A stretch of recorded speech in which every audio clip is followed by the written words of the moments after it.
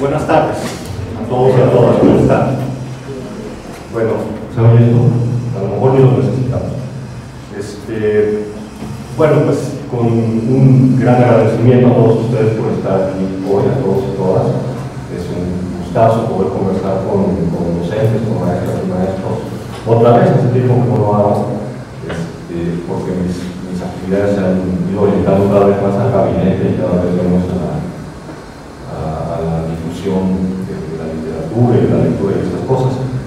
Un agradecimiento también muy grande a la Casa de la Literatura Peruana, un lugar que me gusta siempre volver, en especial ahora, pues bajo la invitación de Milagros Saldarriaga, que me da muchísimo gusto que sea ella quien esté dirigiendo este esfuerzo y que junto con el equipo de la casa se nota que por la vida que tiene, se nota que se está trabajando mucho. Tenemos poco tiempo hoy para esta pequeña discusión. Se había planteado esta charla, esta conversación, esta actividad como un taller, pero no estamos estructurados como un taller, ¿no? Estamos estructurados como una conferencia. Y me pone muy nervioso porque soy la persona menos indicada para la conferencia sobre este tema.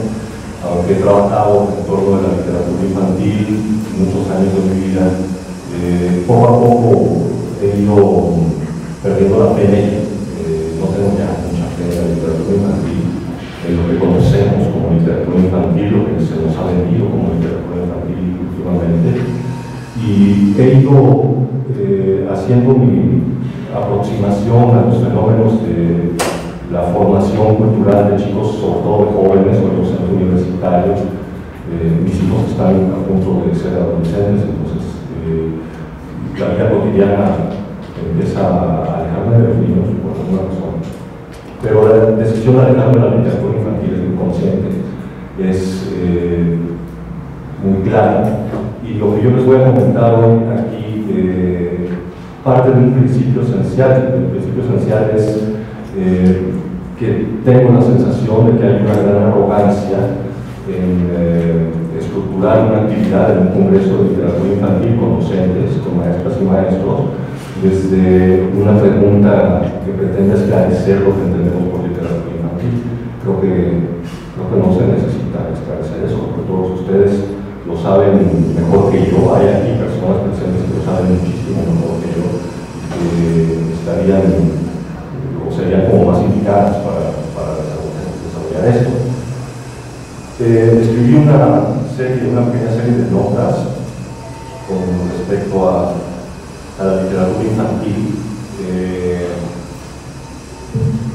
al contenido de lectura para niños, en general, para niños y niñas, y llegué a una pequeña clasificación, una pequeña división, una estructuración de los contenidos con los que nos aproximamos a los niños y a las niñas para alcanzar el asunto cultural, literario, artístico, etc.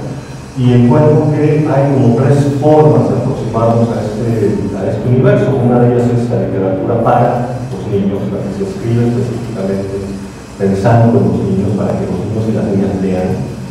En segundo lugar, la literatura, más que literatura, la narrativa de los propios niños, lo que ellos se cuentan, lo que ellos crean, lo que ellos desarrollan como contenido cultural y con lo que le dan sentido a su universo, en diálogo con nosotros, pero un diálogo cognitivo, un diálogo que no siempre es muy fluido y que a veces sucede sin que haya contactos constructivos entre el mundo adulto y el mundo de los niños y las niñas. Y aquí tiene mucho que ver todo lo relacionado con el consumo cultural de niños y niñas exterior al colegio, exterior a la escuela, exterior al ámbito doméstico de la casa, de la familia, que se orienta a la dotación de los libros, estas cosas, y que los deja a ellos a su vera frente a una computadora o a un televisor o a una consola de videojuegos, generando cultura, produciendo conocimiento cultural y narrativa, sobre todo narrativa. Hay una construcción narrativa, especialmente en el videojuego contemporáneo, que supera con mucho cualquier narrativa literaria escrita para niños. Hay que verlo con mucho cuidado porque también está hecho por adultos. Los videojuegos también son escritos por adultos, no son creaciones de los niños, son creaciones de adultos y de adultos que persiguen los mismos fines que un editor, que es el profit, es la ganancia, el dinero. Entonces hay que ver también con mucho cuidado el tema del videojuego, de la televisión y todo eso. Un paréntesis al respecto es que les propongo que dejemos de llamarlas nuevas tecnologías, que tiene que ver con internet, con videojuegos, con todo eso, porque ya no son nuevas, porque tienen 15 años con nosotros, y llamarlas nuevas quiere decir que no hemos sabido madurar con ellas, no hemos sabido utilizarlas, y nos siguen pareciendo nuevas y ya no son nuevas. Por favor, no más hablar de nuevas tecnologías, porque no hay nuevas tecnologías desde hace 15 años. Y por último, una tercera posibilidad de acercamiento literario hacia niños y niñas, que a diferencia de la primera, que es la literatura para, y de la segunda, que es la literatura de, o la narrativa de, sería una literatura con los niños, una forma de acercarse a la producción cultural de sentido, de conocimiento, de darle significado al mundo, al entorno, de ubicarnos con los niños en el espacio mediante un proceso constructivo que sea capaz de conjuntar todos estos materiales, todas estas situaciones culturales con las que nos enfrentamos a los niños. Voy a tratar de describir muy brevemente algunos elementos de estas tres formas de acercarnos al contenido cultural para niños, con niños y de niños, y pues tratando de ser un poco provocador para que seamos capaces de problematizar lo que se nos ha impuesto por inercia desde hace algún tiempo, sobre todo durante la última década, pero en realidad desde hace más, casi quizá un cuarto de siglo, un poco más, como literatura infantil. Bueno, una definición académica de literatura infantil nos diría que es aquella literatura que ha sido escrita para que los niños y las niñas lean, para ellos, pensando en ellos como sujeto lector, desde un punto de vista de creador maduro, de creador, digamos, intelectual, de artista, etc. Esta idea implica una serie de otras ideas condicionantes previas acerca de aquello de lo que son capaces los niños y las niñas, culturalmente hablando. Presuponemos capacidades en los niños y las niñas, a veces con mucha razón, porque efectivamente no tienen los códigos todavía para manejar la cantidad de informaciones que maneja la sinapsis de un cerebro adulto, pero también con prejuicios de esta manera de ver al niño como un ente incompleto, que tiene que ser completado, y nuestra función es esa, completarlo, cuando en realidad pues los niños no son entes incompletos, no son entes totales, entes completos. No les falta una pierna, no les falta una oreja, no les falta una mano, qué sé yo. Las ideas que están detrás de la capacidad cultural de los niños y las niñas básicamente tienen una ambivalencia, una doble consideración detrás de ellas. Por un lado, consideramos que niños y niñas, con razón, no quiero decir que debemos abrir la pornografía a los niños, sino creemos que los niños y las niñas no tienen por qué o no deben tener acceso a determinada parte del universo cultural en el que vivimos, que debemos bloquearles el acceso a determinados contenidos culturales, a determinadas realidades culturales. Incluso cuando vamos en la calle caminando por ahí y miramos o somos testigos de alguna situación como estas, que son cada vez más frecuentes en una ciudad estresada como es Lima, en la que se le cierra un conductor al otro y entonces se molestan y se bajan y se jalonean y se gritan. Entonces vamos con nuestro hijo y nuestra hija caminando por ahí, queremos que no lo vean, queremos bloquear el acceso a esa información, y probablemente tengamos razón. Yo no sé si esto es propicio o no es propicio, pero yo lo haría si estoy con mi hijo caminando por la calle con mis hijos y presenciamos una escena de violencia, lo primero que haría, probablemente de manera inconsciente, es bloquearles el acceso a esa escena, no permitirles verlo, aun cuando después en casa ellos vayan a ver la televisión y enfrenten escenas probablemente más violentas que estas a través de la pantalla. Claro, están mediatizadas, los niños no son tontos, no confunden la realidad con la pantalla, no son para nada tontos, saben distinguir bastante bien la diferencia entre lo real y lo real simulado. Esta noción de que los niños no pueden o no deben tener acceso a determinadas dimensiones del universo cultural de nuestra sociedad equivale en cierta medida a decir que cuando tratamos con niños y niñas, tratamos con individuos limitados o individuos incapaces, lo cual puede ser parcialmente cierto, pero es más propicio pensar que no son limitados, que no son incapaces, que tienen muchas capacidades que nosotros ya hemos perdido. En tanto, individuos no formados, no construidos, no terminados, los niños efectivamente requieren narrativas específicas, no cualquier narrativa es propicia. No podemos contarles a los niños la historia, por ejemplo, de los sucesos de Putumayo a principios del siglo XX, cuando la Casa Arana hace esta masacre de indígenas en busca de engancharlos para la producción de caucho, que es el recurso que el Perú está colocando en los mercados internacionales en ese momento. No les podemos contar esta historia a través de la novela El sueño del Celta de Manuel Vargas Llosa. Es una novela construida de una manera tan compleja que el niño no va a poder tener acceso a ese código tan complejo. Tendríamos que suavizar la historia, tendríamos que contársela de otra manera, tendríamos que utilizar otros recursos. Entre las comunidades Tucama, Mora, Totos, de la zona que vivió las masacres de Putumayo en el siglo XX, se han desarrollado narrativas propias, narrativas que explican esto a sí mismas, a estas comunidades que están reconstruyendo su identidad, rescatando su lenguaje, tratando de encontrar en el fondo de su pasado aquello que les dotaba de identidad antes de esta cruelísima intervención de la sociedad occidental. Y mediante estas narrativas, estas leyendas, estos mitos, estas formas narrativas propias de las comunidades indígenas amazónicas de contar esa historia, ellos involucran a sus hijos, a los hijos de las comunidades directamente en el conocimiento de esos sucesos.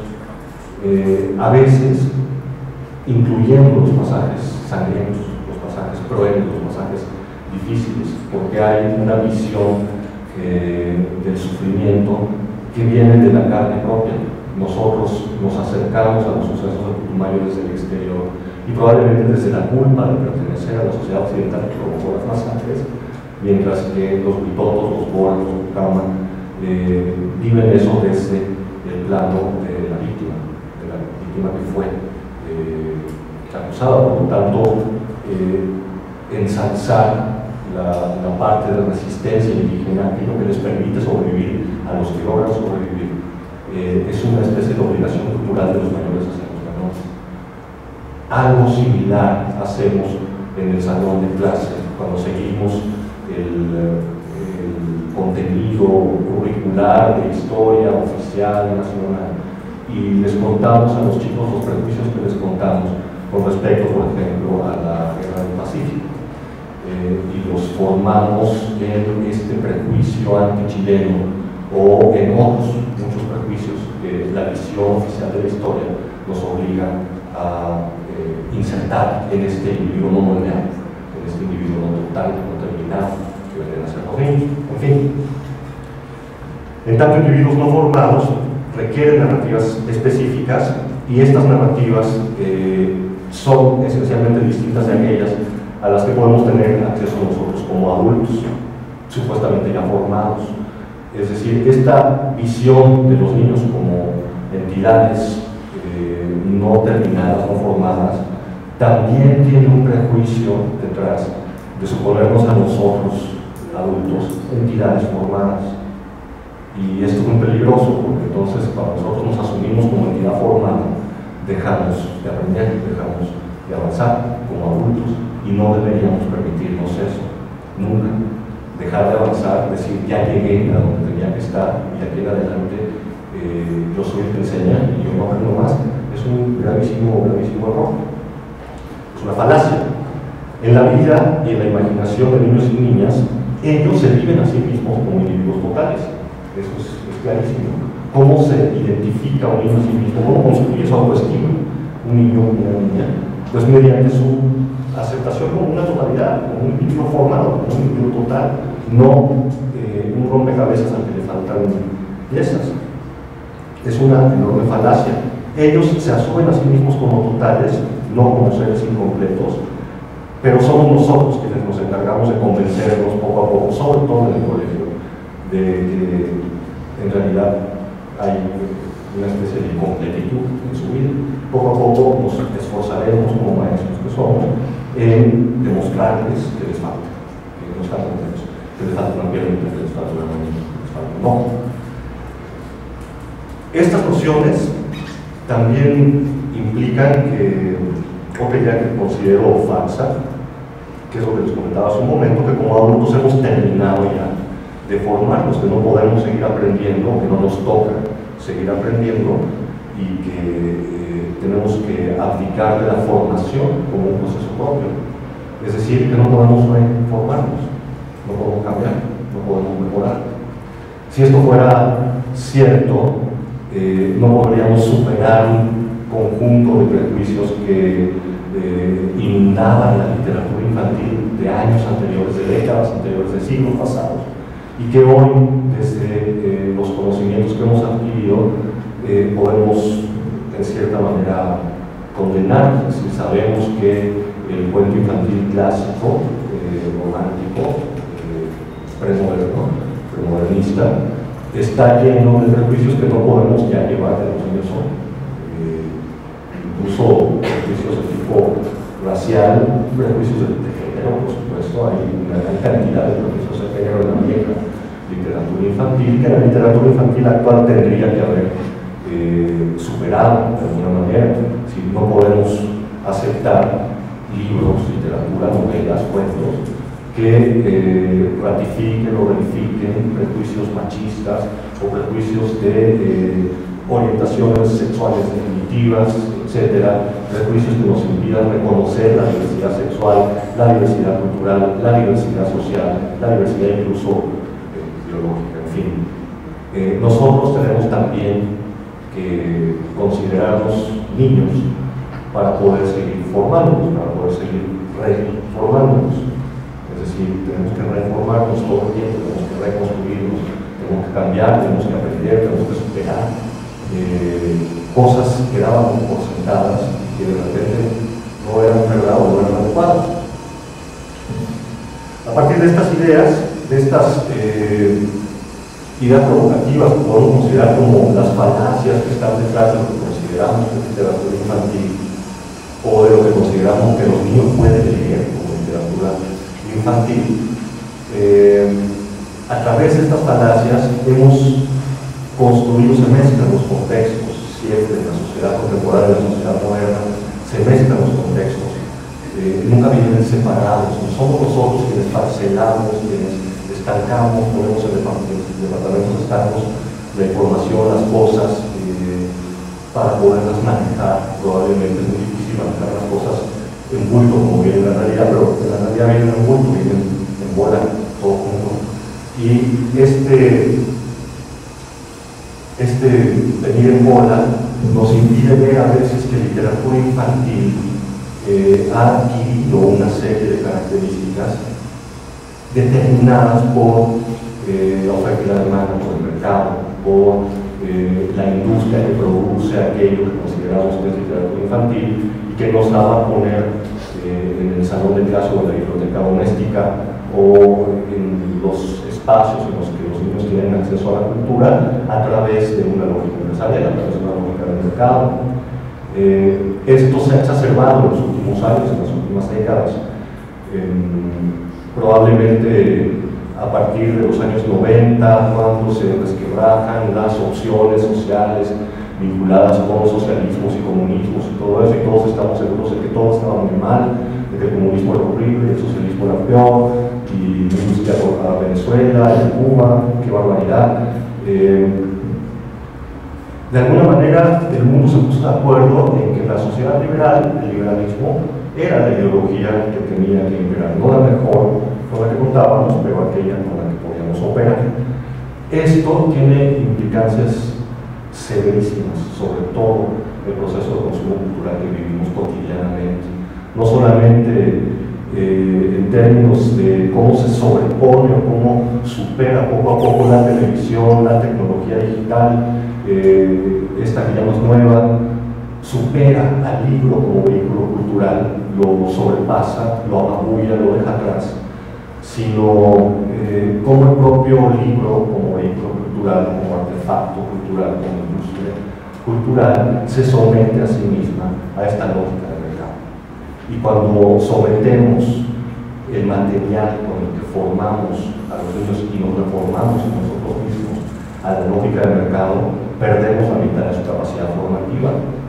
¿Por qué? Porque la mitad de su fuerza formativa está orientada a la generación de réditos económicos. Es decir, hay condicionantes sobre qué es la literatura infantil que no son estrictamente literarios, que son de otros tipos.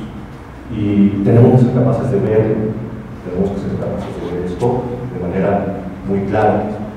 El resultado de estas falacias, de estas medias verdades, es que literatura infantil se constituye como una cuestión de mercado de consumo, genera un público, es decir, no es ya un universo de formación, un conjunto de almas humanas, quiero ser un poco romántico, almas humanas, probablemente el alma no existe, pero podemos considerar que sí, y se convierten en consumidores, nos convertimos en consumidores, el colegio es un consumidor, el Estado es un consumidor, el padre de familia es un consumidor, y lo que hacemos al formar a nuestros niños es formar consumidores, ¿no? Quizá nuestro mayor esfuerzo es que estos consumidores sean consumidores conscientes, decimos ahora. Consume consciente, no compra orgánico, come sano, no comas tantas papas Lays, Coca-Cola, toma whisky, qué sé yo. Bueno, ¿cuál sería la papa light de la literatura infantil? ¿Qué libros de los que tenemos acceso a través del mercado son como las papas light? Son chatarra. Es una pregunta que tenemos que tener siempre muy presente. El resultado es que nos enfrentamos a un universo de consumo que se llama literatura infantil y juvenil, que tiene un acrónimo que se ha acuñado, que es LIG, ¿no? Que se aísla, que genera sus propios congresos, su Hollywood particular, sus premios, sus prestigios, en fin, todas estas cosas. Está conformado por mercadería, por mercancías, que son los libros, y por estrategias de mercado, por campañas de marketing, que son los planes lectores de las editoriales. Las campañas comerciales, que son las actividades de las editoriales con las que acompañan a su producto para convencernos de usarlo, las anuncios de ayuda, de apoyo, de lectura, todas esas cosas, para facilitar el uso de los libros y las metas de este mercado, que son como metas de educación o metas de lectura, básicamente identificadas con lo que conocemos como generar en los niños la competencia de la comprensión lectora para que el PISA no nos vuelva a atacar, olvidando que las pruebas PISA están estructuradas de manera muy concreta y muy específica para el tipo de formación, de historia, de contexto, de situación societal de Europa Occidental, específicamente, ¿no? Bueno, Corea ha sido muy exitosa en incorporarse a este universo, Japón ha sido muy exitoso también, y nosotros no hemos tenido éxito. Y entonces cada 4 años estamos en capa caída porque volvimos a salir en el piso en la prueba PISA y qué barbaridad, no tenemos la competencia para el mundo global, ¿qué vamos a hacer? No podemos competir. Y esto es también falaz, ¿no? Es parte de este contexto que desorienta a la literatura infantil, a lo que probablemente debería de ser la capacidad literaria transmitida a los niños y a nosotros mismos.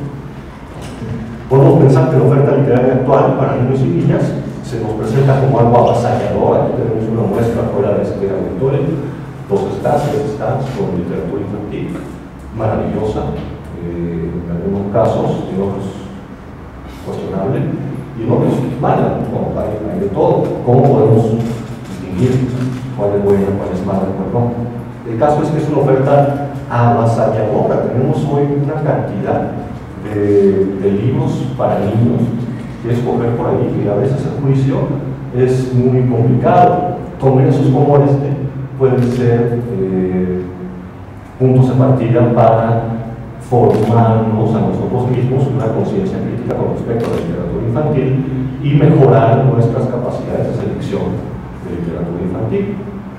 Después vamos a hablar también de otro tema, que es por qué somos nosotros quienes tenemos que decidir y seleccionar lo que los niños van a leer. ¿Por qué no al principio de cada ciclo escolar, ciclo académico, vamos a una biblioteca abierta, les decimos a los niños, estos son los libros que hay, y lo ponemos a ojearlos y a verlos para que ellos vean cuáles quieren ellos leer, ¿no? ¿Por qué tendríamos que ser nosotros quienes deciden lo que le vamos a dar al niño o lo que le va a servir al niño, etcétera? ¿Por qué no los hacemos partícipes de la decisión? Es una pregunta que yo me hago. ¿Por qué la editorial tiene que habernos vendido antes de que empiece el ciclo? ¿No? Los niños todavía no están en casa, en fin. La oferta es avasalladora, parece inagotable, no necesariamente es útil ni es eficiente para el cumplimiento de los objetivos que nos hemos asignado, básicamente 3: la formación de lectores, el éxito en esta intención que todos nosotros tenemos. Yo calculo que todos ustedes tienen un hábito de lectura. Normalmente quienes asisten a los congresos de literatura son lectores habituales, son lectores adecuados. Por lo tanto, no suelen ser los mejores espacios para promover el hábito de la lectura, porque esos incluso ya lo tenemos, los que estamos aquí ya somos lectores, y los que no han venido, que no tienen hábito de lectura, pues no van a saber nada de lo que pasa aquí, ¿no? Tenemos que mejorar ese aspecto. Tenemos que consolidar esa competencia conocida como comprensión lectora, esta idea de no entiende lo que lee. A veces el tema de la comprensión lectora lo hemos asignado directamente a la responsabilidad del colegio. Es el colegio el que tiene que dotar a los niños de esa competencia, de esa habilidad, de esa capacidad de comprender la lectura, y no le pedimos a la literatura que se adapte a las formas de comprensión que los niños vienen desarrollando a través de su contacto con otros medios culturales como la tele y el videojuego. La televisión y el videojuego generan en los niños una forma de comprensión lectora que parece que nos es ajena a todos nosotros que vivimos entre hojas de papel. Parece que nos es ajena la forma de comprender la lectura que los niños ejercen durante 2 horas o 3 horas o 4 horas diarias frente al televisor. Están comprendiendo lo que leen, lo comprenden de verdad, y comprenden una velocidad narrativa que la literatura está muy lejos de tener. La velocidad narrativa de la serie de televisión infantil, sobre todo de la serie de televisión infantil americana, que es la que ven nuestros hijos en casi todo el mundo, es enorme, es una velocidad de vértigo. Ya Italo Calvino, el gran escritor italiano, nos decía en sus 6 propuestas para el próximo milenio que una de las características esenciales de la literatura por venir, de la literatura para el siglo XXI, era la velocidad. Parece que no nos hemos dado cuenta, seguimos narrando como si fuéramos Hansel y Gretel.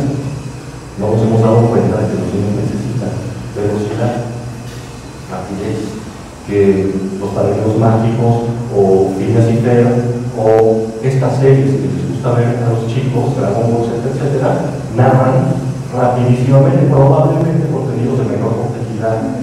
Probablemente podríamos tener ese prejuicio también. No quisiera quisiera yo asegurar que se trata de contenidos de menor complejidad, hasta no hacer un estudio que demuestre, mediante análisis semióticos bien rigurosos, que los paradigmas mágicos tienen menor complejidad que la obra de Isabel Córdoba, no sé, ¿no?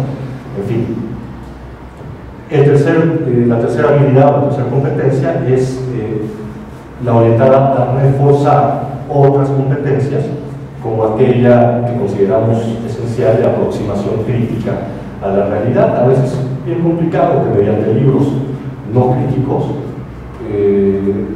o no a la altura de la velocidad que el tiempo exige, bien complicado que logremos generar crítica entre chicos y chicas, entre niños y niñas. A veces ni siquiera nosotros tenemos actitud crítica, nos comemos lo que nos sirve, sin decir ni giro. Entonces, cuidado con eso. Eso con respecto a la literatura infantil. En términos de conclusión, yo apuntaría a decir no solamente está a nuestro alcance y no solamente es bueno aquello que forma parte del mercado editorial. Literatura no es solamente los libros que circulan en el mercado, hay mucho más. Un ejemplo de esto mucho más que hay, eso que se está proyectando ahí arriba. Le voy a pedir a mi compañero que vaya pasando las diapositivas más o menos rápidamente. El texto está en inglés, les voy a contar de qué se trata este libro. Es un viejo libro de literatura infantil estadounidense, americano.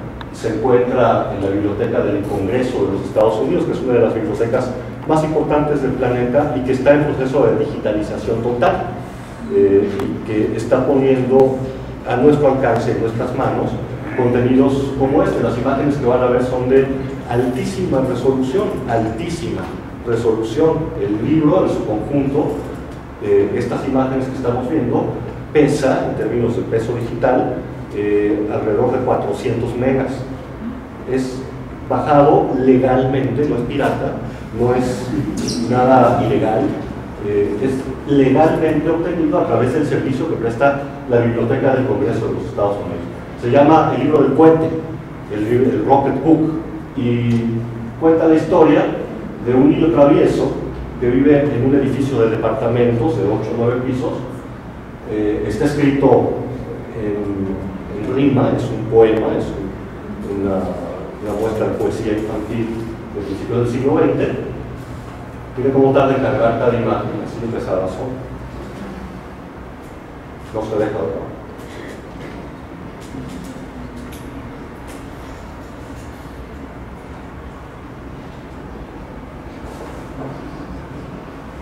Creo que el USB no está corriendo rápidamente. En fin, si no lo podemos ver, se los platico y los conmino, los llamo, los invito a que cuando estén navegando por internet entren a la página de la Biblioteca del Congreso de los Estados Unidos y busquen The Rocket Book, el libro del cohete, y lo descarguen, lo vean. Es una maravilla. Tiene un troquel, un hueco que cruza el libro de abajo arriba, de tapa a tapa, y la historia empieza con el niño travieso en el sótano del edificio que encuentra unos cohetes y pues lo prende, y entonces ¡pum!, el cohete sale para arriba disparado y cruza el edificio, y cada página del libro nos cuenta el desperfecto que el cohete ocasiona en cada uno de los departamentos. En uno vive una familia y el cohete le cruza la mesa a la mitad de la cena, y así, ¿no? Ahí, si lo puedes ir pasando. Es una joya, una maravilla de libro, y no tenemos que irlo a comprar a una librería. No es parte del mercado editorial, es parte del mercado cultural, es parte de la información a la que tenemos acceso gracias a las tecnologías digitales, que ya tendríamos que dominar, ya tendríamos que estar esperando una nueva tecnología de verdad pronto. Así el cohete va a ir cruzando todo el camino. Vean el libro, para que así ya no me vean a mí, yo me pongo menos nervioso mientras hablo con ustedes. Nos queda muy poco tiempo porque hay que terminar a las 5:30. que es cuando se inaugura formalmente el Congreso de Literatura Infantil. Si a mí me hablan de literatura infantil, mi primer prejuicio, mi primera visión es pensar en esa sección que ahora todas las librerías tienen, antes no. Hace 5 años todavía hay librerías que no tenían sección para niños. Hoy ya no hay librerías que no tengan sección para niños. De hecho, a muchas editoriales la literatura para niños las ha salvado de la quiebra. Es el caso del Fondo de Cultura Económica que tenemos aquí afuera expuesto, que es una editorial muy seria, mexicana, de sociología y de economía. De hecho, de economía, nació como una editorial de economía, pero se llama Fondo de Cultura Económica, no tiene nada que ver con el precio de los libros, sino con el tema que la editorial privilegiaba como tema de divulgación. En los años 30, cuando fue fundada, el Fondo de Cultura Económica es una editorial que ha sido subvencionada por el gobierno mexicano desde sus inicios hasta el año 2002. A partir del año 2002, cuando ingresa el nuevo gobierno panista de derechas en México, que sustituye al viejo PRI, que también es terrible y horrible, pero que no era tan de derechas en aquel tiempo. Cuando entra el gobierno panista, la nueva directiva del Fondo de Cultura Económica tiene la misión de rentabilizar lo que dice el Fondo de Cultura Económica: o te haces sostenible o ya no serás algo, ¿no? Que desaparecemos.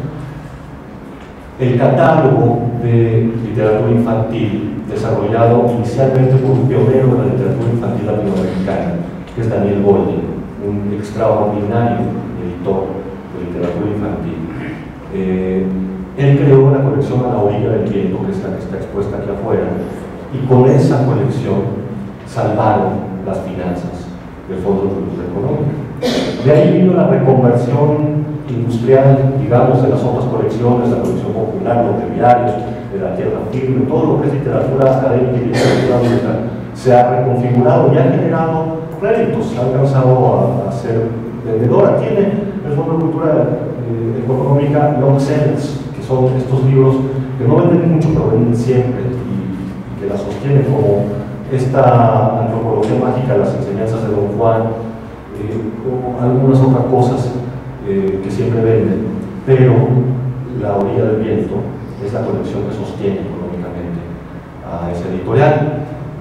No hubiera sido suficiente, después tuvieron que desarrollar una cadena de librerías. Hoy día el Fondo de Cultura Económica es más que una librería en México, que editorial ha dejado de tener el papel vanguardista de editorial notable que tuvo en América Latina durante 70 años y se ha convertido en una agradable cadena de librerías muy bonita, donde buscamos libros de todas las editoriales y demás.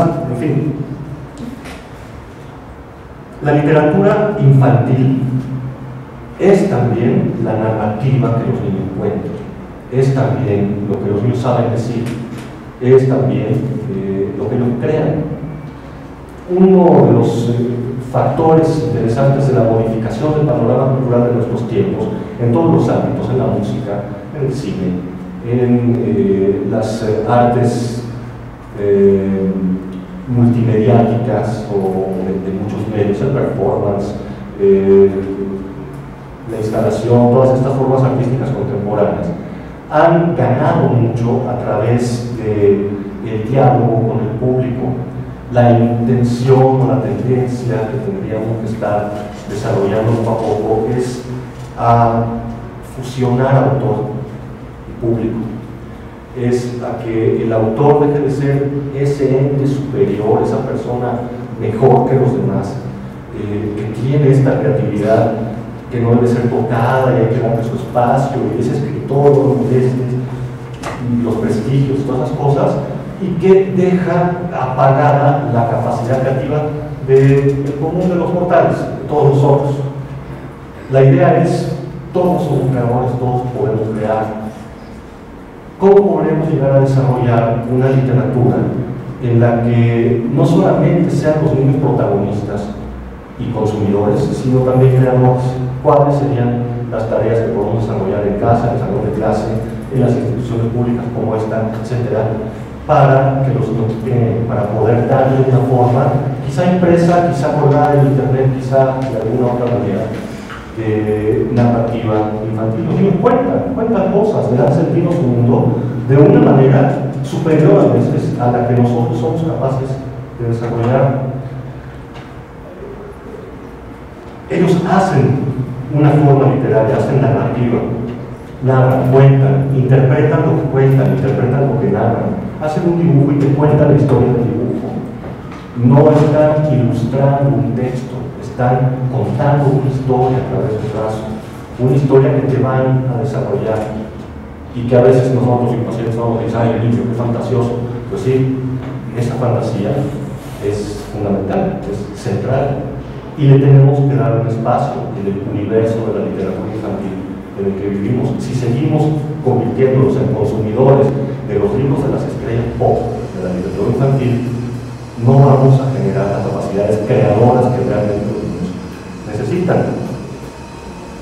En la narrativa de los niños, en la literatura infantil que ellos hacen, destaca la fusión de lenguajes, destaca la mezcla de formatos, el collage, utilizan lo que está a su alcance para contarnos cosas, plastilina, papel, color, ruido, sonido, imagen, todo lo que está a su alcance, y nos cuentan cosas con ello. Usan recursos y medios más allá de lo que solemos hacer nosotros los adultos. El niño y la niña dibujan y cuentan la historia, le asignan capacidades que exceden el formato estático y que cobran vida a través de la fantasía, construyen mundos a partir del más sencillo de sus dibujos. La convivencia de géneros, de medios y de formatos es natural a la infancia, parece ser natural a los niños. Nosotros hemos perdido esa capacidad, la hemos perdido y tendríamos que luchar por recuperarla. La edad adulta y sobre todo por la acción educativa formal, por el colegio, opera limitaciones, establece casilleros, discrimina complejidades narrativas y polivalentes que los niños traen en su naturaleza, obligándolos a constreñir su multifacética fantasía en las páginas del libro. Ahí el libro de repente se aparece como el artículo cultural menos indicado para generar fantasía, para generar creatividad, para generar locura, porque aburrido que son los libros, dicen los niños, y nosotros decimos que niño mal formado, ¿no? Qué aburridos esos libros, y nosotros, ay, qué niño no tiene hábito de lectura, qué barbaridad. Y no nos ponemos a pensar que tal vez seamos nosotros quienes estamos operando mal el trabajo de comunicación cultural con los niños. Ya casi voy a terminar. ¿Cómo hacer una literatura con los niños? Las obras de la historia de la literatura que no fueron escritas específicamente para niños y niñas, pero que forman parte de su universo, también pueden considerarse literatura infantil.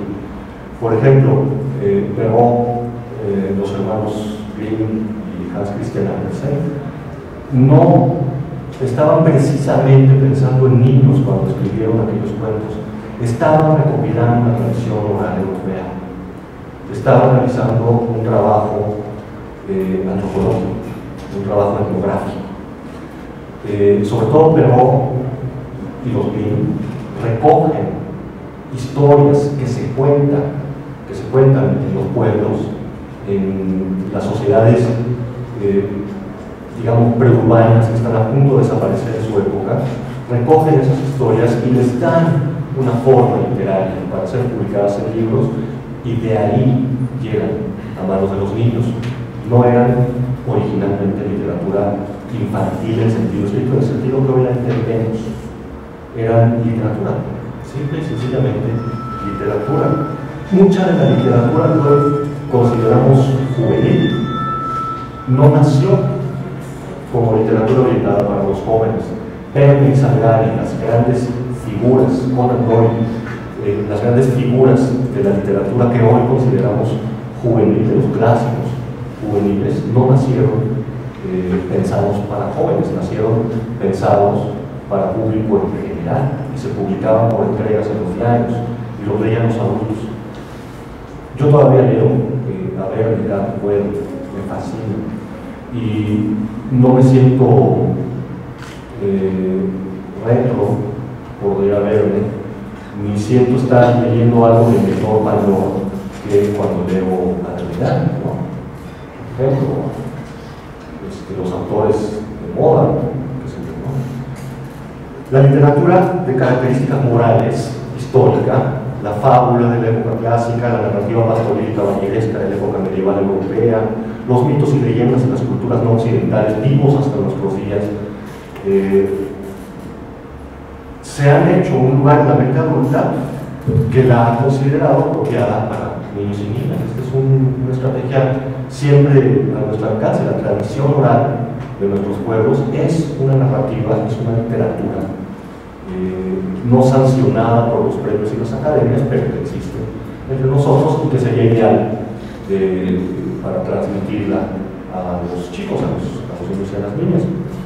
Todo esto quiere decir que reunir el universo de la literatura con el de la infancia implica que tenemos que ir muchísimo más allá de lo que hoy conocemos como literatura infantil. En conclusión, porque el tiempo se nos termina, sí, son ya las 5:30, el tiempo se nos termina, la conclusión es pues que tengamos muy consciente que literatura infantil no son libros para niños, es mucho más, es un universo muchísimo más vasto que el que nos ofrece el mercado editorial, es mucho más que libros para niños, es mucho más que letra impresa, muchísimo más que letra impresa.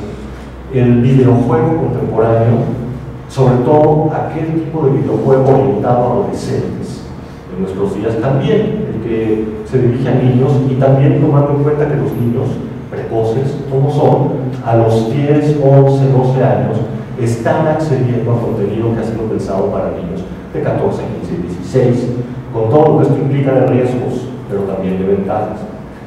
El videojuego cuenta historias hoy día, ya no es como cuando las tecnologías eran nuevas, hace 20 años, que jugábamos Atari, que teníamos que mover el Pac-Man comiendo pelotitas blancas, que no contaba una historia, no era siempre la misma historia, el reto era ver qué tan rápido podías hacer o qué tan lejos podías llegar recorriendo el mismo camino una y otra vez, o ver el aparatito que disparaba contra los invasores del espacio que venían bajando, si te alcanzaban te mataban.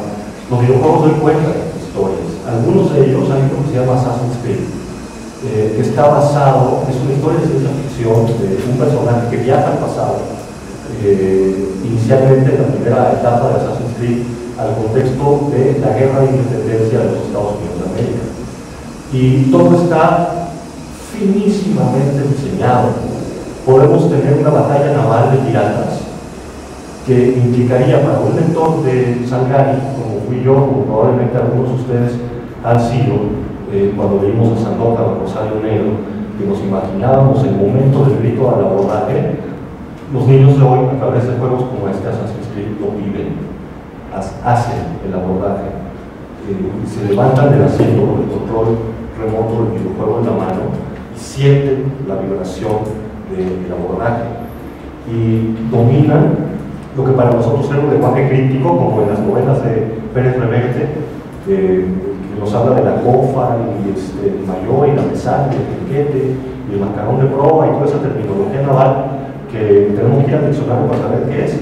En el videojuego funcionan estas cosas.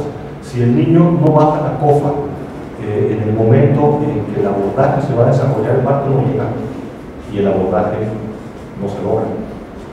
Es decir, nos cuentan historias de una manera tan más dinámica que la literatura que tendríamos que ponerle mucha atención a los videojuegos y de esta manera, con nuestras intenciones docentes, nuestras intenciones formativas, incidir en el diseño de los videojuegos para que sean una herramienta literaria más propicia que los libros. En fin, son algunas de las ideas, según yo, provocadoras que quería compartir con ustedes y transmitirles. Una hora siempre es muy poco tiempo como para desarrollar estas cosas y yo hablo despacio. Así que, bueno, no vamos a poder tener una retroalimentación y les dejo entonces estas ideas para que las discutan y para que le refuten tanto como les sea posible y sigan comprando los libros aquí. Gracias.